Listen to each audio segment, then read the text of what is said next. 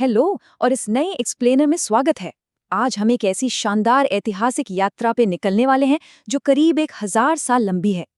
ये कहानी है कड़ी मेहनत, शौर्य और हर हाल में आगे बढ़ने के उस जज्बे की जो सच में किसी को भी हैरान कर दे।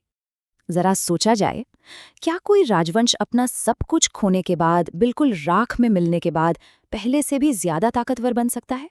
यहाँ हम यही समझने वाले हैं कि कैसे 11वीं शताब्दी के एक बर्बाद हो चुके राज्य की राख से इतिहास के सबसे शक्तिशाली और कभी हार न मानने वाले रेगिस्तानी साम्राज्यों में से एक का जन्म हुआ।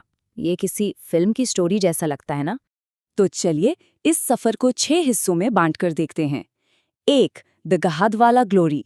2. The fall and flight. 3. Rise of the Rathores. 4. Expanding the Marwar kingdom. 5. Mughals, British and beyond. और आखिर में 6. An enduring cultural legacy. शुरुआत करते हैं पहले चैप्टर से। 1. The Gahadavala glory. 11वीं और 12वीं सदी का उत्तरी भारत एकदम उथल-पुथल भरा दौर था।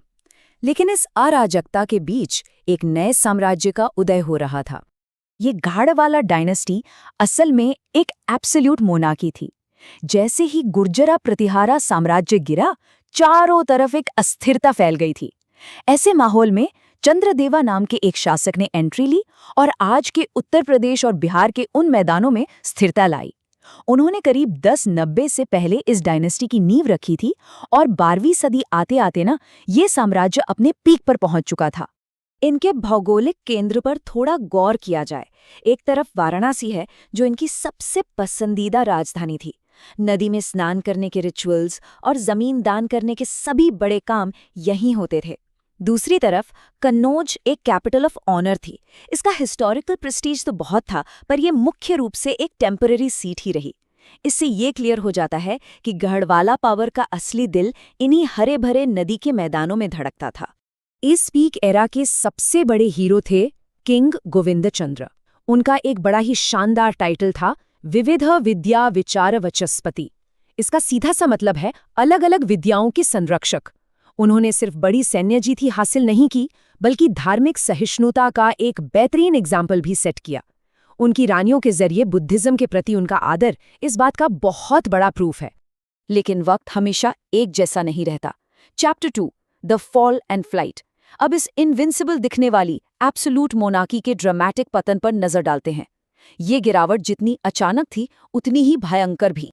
इस टाइमलाइन पर ध्यान देते हैं कि चीजें कितनी तेजी से बदली हैं। 1154 सीई में हमें गोविंदचंद्र की पीक का आखिरी रिकॉर्ड मिलता है। इसके बाद 1168 से 1194 तक जयचंद्र ने शासन किया। और फिर आता है वो घातक साल 1194 सीई, बैटल ऑफ चंदावर। यहाँ घुरिद सेना ने जयचंद्र को हरा दिया और इसके साथ ही इस डायनेस्टी की इंपीरियल पावर हमेशा हमेशा के लिए राख हो गई। यहाँ एक बड़ा ही दिलचस्प सवाल उठता है, किसी गिरे हुए साम्राज्य के बचे हुए लोगों का आखिर होता क्या है? क्या उनका अस्तित्व वहीं खत्म हो जाता है या वो किसी नई शुरुआत की तलाश में निकल पड़ते हैं? ये एक ऐसा सवाल है जो आगे चलकर राव सिंह के खतरनाक और बेहद मुश्किल सर्वाइवल की कहानी की तरफ ले जाता है। यहाँ से शुरू होता है chapter 3, rise of the Rathores. ये सच में फीनिक्स फ्रॉम द एशेज वाला दौर है। यहाँ फोकस उन हरे भरे नदी के मैदानों से शिफ्ट होकर थार डेजर्ट के खुरदुरे और रेतीले इलाकों पर चला जाता है। अब राव सिंह के ओरिजिन्स के बारे में अलग अलग थियोरीज चलती हैं। राजपूत बार्डिक क्लेम्स कहते हैं कि वो गहदावा वाला किन जयाचंद्रा के ही वंशज थे। वही कुछ हिस्टोरियंस इन्हें राष्ट्रकूटा लिनियज से जोड़कर देखते हैं। और एक बिथुर एपिग्राफ है जो बताता है कि वो सेट कन्वर के बेटे थे। ये अलग अलग तथ्य एक्चुअली बहुत फैसिनेटिंग है, क्योंकि ये न्यूट्रली दिखाते हैं कि इतिहास को रिकॉर्ड करने और समझने के तरीके कितने विभिन्न हो सकते हैं। अब इन दोनों एक्सट्रीम्स को सामने रखकर देखा जाए। एक तरफ घाडंग वाला साम्राज्य था, नदियों की घाटी, कैपिटल वाराणसी और कन्नौज, और एक एब्सोल्यूट मोनार्की। दूसरी तरफ शुरुआती राठौर थे, पाली और मंडोरे का सूखा डेजर्ट, जहां शुरुआत बिल्कुल जीरो से खानाबदोश यानी नोमैडिक और पैस्टोरल अलायंसेस के जरिए हुई। एक फर्टाइल घाटी से उखड़कर रेगिस्तान की रेती में नए सिरे से अपनी पहचान बनाना, ये किसी चमत्कार से कम नहीं है। बढ़ते हैं चैप्टर 4 की तरफ, एक्सपैंडिंग द मारवार किंगडम। नई पहचान बनने के बाद का ये दौर एक्सपेंशन और एम्पायर बिल्डिंग का था। आने वाले राठौर शासकों ने लगातार अपने नए साम्राज्य को फैलाया और जमीन पर मजबूत पकड़ बनाई। तो आइए समझते हैं कि ये अर्बनाइजेशन और विस्तार आखिर हुआ कैसे। 1226 में राव सिंहा ने पाली पर कब्जा किया। फिर करीब 1400 में राव चूंडा को दहेज के रूप में मंडोर मिल गया। 1453 आते आते राव जोधा ने जोधपुर की स्थापना की और उसके थोड़े ही समय बाद 1465 में राव बीका ने बीकानेर बसाया। एक नोमैडिक लाइफ से शुरुआत करके ऐसे बड़े और भारी किले बनाकर एक लैंडेड एरिस्टोक्रेसी बन जाना, ये इनका एक बहुत बड़ा शिफ्ट था। और इनकी कामयाबी का पैमाना कोई छोटा नहीं था। इनकी शक्ति सिर्फ मारवाड़ और बीकानेर तक सीमित नहीं रही। देखते ही देखते ये किशनगढ़, रतलाम, झाबुआ और सैलाना जैसी मेजर ब्रांचेस में फैल गए। उत्तरी और मध्य भारत में इनका प्रभाव इतने बड़े स्तर पर फैल गया था, जो उनके शुरुआती संघर्ष को देखते हुए सच में बेमिसाल लगता है। आइए देखते हैं chapter 5, Mughals, British and beyond. Empire तो बन गया, पर उसको सदियों तक बनाए कैसे रखा गया? यहाँ काम आई उनकी कमाल की जियोपॉलिटिकल स्ट्रैटेजीज। राठौरों ने लगातार अपना सर्वाइवल टैक्टिक इवॉल्व किया। शुरू में उन्होंने नोमैडिक और पेस्टोरल अलायंसेस बनाए। फिर जब मुगल्स का प्रभाव बढ़ा तो सीधी लड़ाई की जगह उन्होंने बड़ी समझदारी से कोहैबिटेशन और सुज़ेरैनिटी का रास्ता चुना, जिसमें स्ट्रेटेजिक मैरिजेस भी शामिल थे। और बाद में जब ब्रिटिश एरा आया तो उन्होंने ऐसी ट्रीटी साइन की जिससे राजपूताना एजेंसी वजूद में आई। इन्होंने परिस्थिति के हिसाब से खुद को ढालना बहुत अच्छे से सीख लिया था। मुगल कोहैबिटेशन के उस दौर की एक बड़ी ही हैरत अंगेज कहानी है। रतन सिंह नाम के एक जवान राठौर रॉयल ने दिल्ली में एक पागल हाथी से सीधे टक्कर ले ली थी।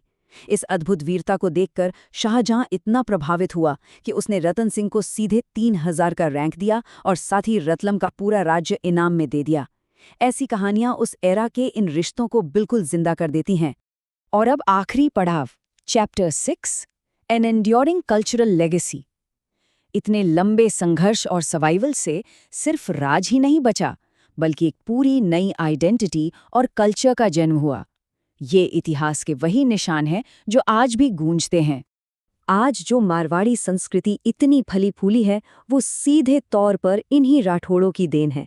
आर्ट और आर्किटेक्चर को ही देख लीजिए, मेहरानगढ़ और वहाँ के खूबसूरत मंदिर इसके बेहतरीन एग्जाम्पल्स हैं।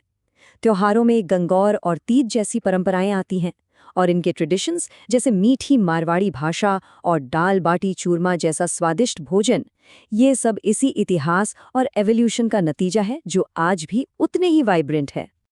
और ये आइकॉनिक राठौर फोर्ट्रेसेस, जोधपुर का मेहरानगढ़ फोर्ट, बीकानेर का जूनागढ़ फोर्ट, रूपनगढ़ फोर्ट और उमैद भवन पैलेस, ये सिर्फ पत्थर की इमारतें नहीं हैं।